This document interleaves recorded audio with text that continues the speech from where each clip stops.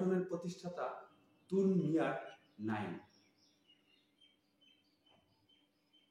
প্রথম থেকে এটি গেরিলা যুদ্ধের কৌশল অবলম্বন করে আসছে, যেখানে তারা ছোট ছোট দল নিয়ে আক্রমণ করে।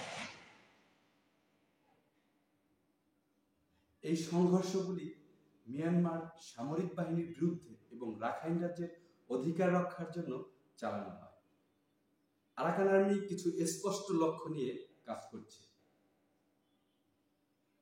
তারা চায় রাখাইন রাজ্য একটি স্বাধীন শাসন ব্যবস্থা চালাতে সক্ষম হোক, যাতে তাদের জনগণ তাদের সম্পদ এবং অধিকার লাভ করতে পারে।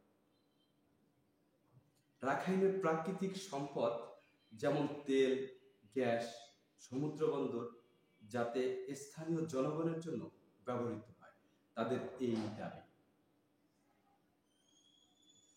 তারা রাখাইন জনগণের সংস্কৃতি, ভাষা এবং ধর্ম রক্ষা করতে চায়, যা মিয়ানমার সরকারের শোষণের ফলে ক্ষতিগ্রস্ত হয়েছে। আরাকান কিভাবে কাজ করে?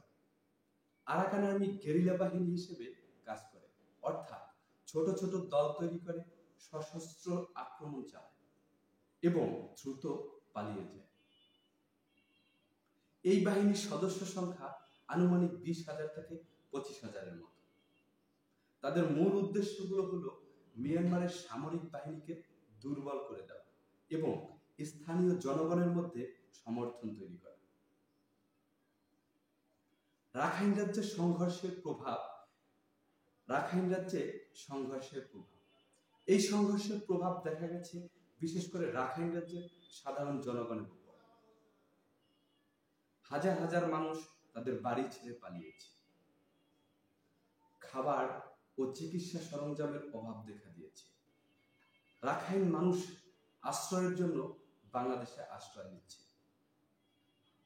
সম্প্রতি সোশ্যাল মিডিয়ায় একটি মিথ্যা গুজব ছড়ানো হয় যে মিয়ানমার আরাকান আর্মি বাংলাদেশের সেন্ট মার্টিন দ্বীপ দখল করেছে।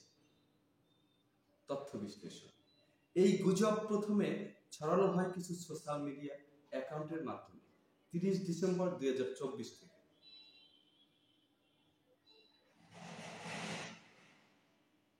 ফ্যাক্ট চেকিং প্রতিষ্ঠান রিউমার স্ক্যানার নিশ্চিত করেছে যে এমন কোনো ঘটনা ঘটেনি। আন্তর্জাতিক গণমাধ্যম যেমন দ্য ইরাবতী এবং দ্য ডেইলি স্টার এই দাবিকে সম্পূর্ণ ভিত্তিহীন বলে অভিহিত করেছে। তাহলে এই গুজব ছড়ানোর উদ্দেশ্য কি?